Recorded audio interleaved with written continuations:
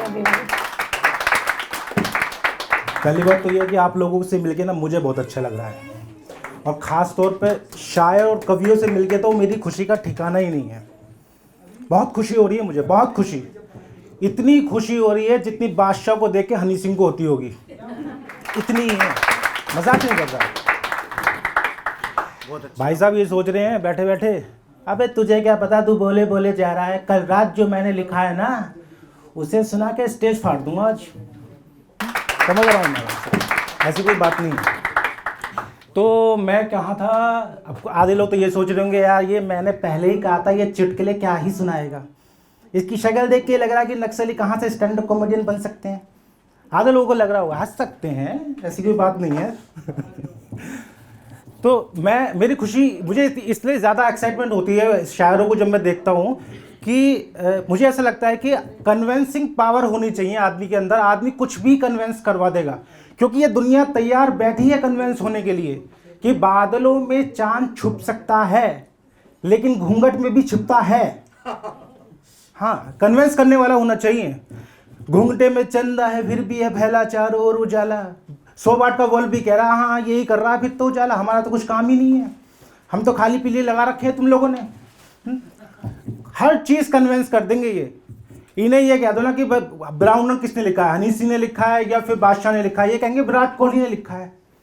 कुछ भी कन्वेंस करवा देंगे क्योंकि इनके पास तो भाई मिस्ट्री सॉल्व करने की ताकत है। आधे लोग इसलिए भी नहीं हंसते होंगे वो शायर हैं। नहीं समझ सकता ना, ऑडियंस पे ऑडियंस डिपेंड करती है। तो मेरा खुद का दोस्त शायर है यार, बहुत बड़ा शायर है, आप लोग शायद जानते भी हों उसे।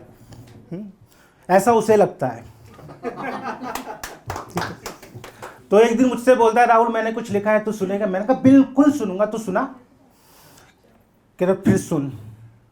कल रात वो मुझसे मिलने आई, कल रात तन्हाई में हमारी बातें हुई, कल रात मैंने 1 मिनट रुक रुक रुक रुक, ये तूने खुद लिखा है? कह रहा हाँ मैंने खुद लिखा है। मैंने कहा सच बता? अपना हाँ मैंने ही खुद में लिखा है। मैंने मुबारक हो दोस्त, तुझे बाइपोलर डिप्रेशन हुआ है। दोस्तों ऐसे ही ख्याल आते हैं जब बाइपोलर डिप्रेशन होता है। ये बंदा उस लड़की की शादी में 5 साल पहले 51 रुपए का शगुन डाल के 11 रसगुल्ले पेल के आया है और अब भूल गया अब। अरे क्या शायर बनेगा तू यार? मुझे देखो यार, मैं तो साइंटिस्ट और शायर में कोई फर्क ही नहीं समझता। मेरी नजर में तो दोनों एक जैसे हैं। साइंटिस्ट लोग सालों से चांद पर लाइफ खोज रहे हैं और ये चांद पर लाइफ पार्टनर इन्हें महबूबा नजर आ रही है चांद में। एक बार को नासा और इसरो चांद का पीछा छोड़ दें, ये नहीं छोड़ने वाले, बिल्कुल भी नहीं छोड़ेंगे। इन्होंने तो पकड़ रखा है बस। अरे इसरो का चंद्रयान 3 बाद में पहुंचा है, ये पहले ही लैंड कर चुके थे वहां। चंद्रयान 3 को देख के कह रहे हैं आए हो उस गली से गुजर के तो बता दो मेरी महबूबा का हाल क्या है।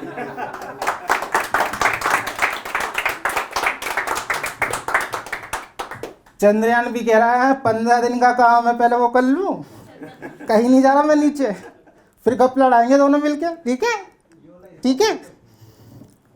तो भाई ऐसे ऐसे है। और देखो शायरों से मेरा कितना लगाव है, तो आप इस बात से अंदाजा लगा लीजिए कि मैंने अपने आप को इंट्रोड्यूस ही नहीं किया। मेरा नाम है राहुल शर्मा, मैं यहीं दिल्ली से रहता हूँ। हम 3 बहन भाई हैं। मैं अपने घर का इकलौता चिराग, मेरे माँ बाप के बुढ़ापे की लाठी। और है ना, उनको विश्वास हो चुका है कि भाई ये आदमी हमें ना सही मुकाम पे लेके ही जाएगा बर्बादी के। तो ऐसा इसलिए भी होता है ना कि जब 2 लड़के होते हैं तो माँ बाप है ना कंफ्यूज रहते हैं बुढ़ापे तक कि नहीं छोटे वाला सही लग रहा है। पापा कहेंगे नहीं नहीं बड़े वाला सही है, तेरा छोटे वाला तो खराब लग रहा है। उन्हें लेट समझ में आता है बुढ़ापे में कि दोनों ही फुद्दू हैं।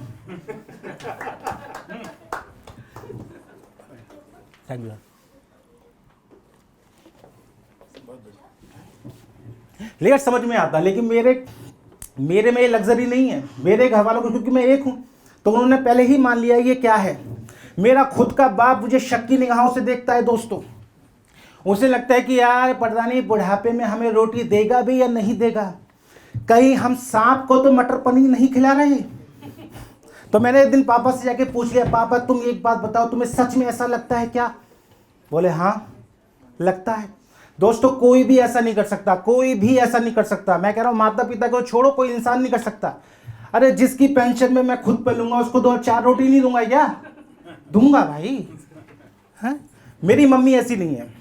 मेरी मम्मी मेरे पापा से बिल्कुल अलग है, बिल्कुल अलग। अगर मैं सुबह से लेकर शाम तक घर ना पहुंचूं और मेरी बहनें बोल दे मम्मी राहुल नहीं आया अभी तक, तो मेरी मम्मी सबसे पहले लॉकर में जाके तिजोरी में अपना खजाना चेक करेंगे कि लूट के तो नहीं भागा। जब उन्हें तसल्ली हो जाएंगी तब बोलेंगी हाँ लूट के नहीं भागा है, आने ही वाला है, बस आ जाएगा आधा पौना घंटे में। भाई जब इतना सब कुछ मैंने देख लिया तो मैंने एक दिन अपनी मम्मी से पूछ ही डाला, मम्मी एक बात करनी है तुमसे। बोली एक बात बता, दूध अभी लेके आई हूँ, सब्जी लेने जा रही हूँ, मेरे पास नहीं है 10 रुपए देने के लिए तेरे को। अरे मैं मम्मी मैं पैसे नहीं मांग रहा, मुझे बात करनी है, कुछ सीरियस बात है। बोली बोल क्या बोलना चाहता है? मैं बोला यार मम्मी तुम्हारे सारे ट्रस्ट इश्यूज मेरे साथ ही हैं, ये 2 बहनें जो मेरी हैं इन पे तुम्हारा कोई ट्रस्ट इश्यूज नहीं जाते। ये 1 कप चाय में 4 चम्मच चीनी मिला मिला के पी रही है, तुम्हारा इन तरफ ध्यान ही नहीं है।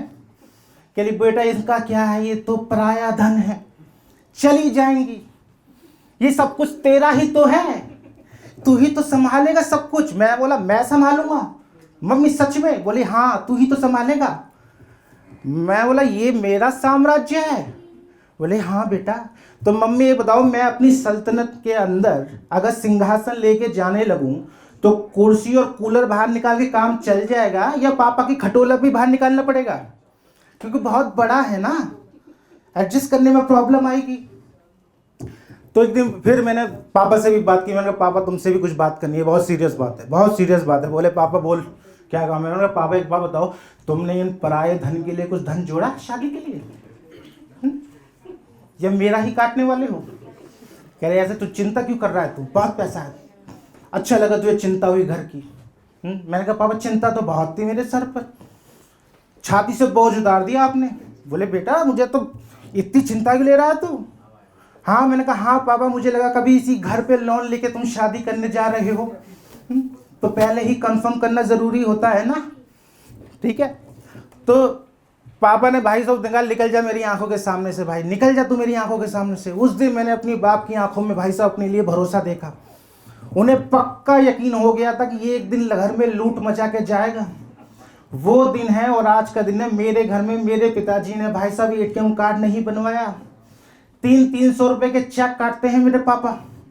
यूपीआई से हमारा कोई संबंध नहीं है दोस्तों, दूर दूर तक।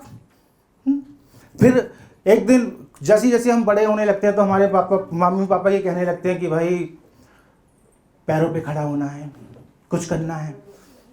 क्योंकि है ना हम भारत में थोड़ा सी इज्जत के साथ पेश आते हैं घर वाले दोस्तों। उसका मतलब ये होता है कि हमारी छाती से होता है कुछ कमाने निकल।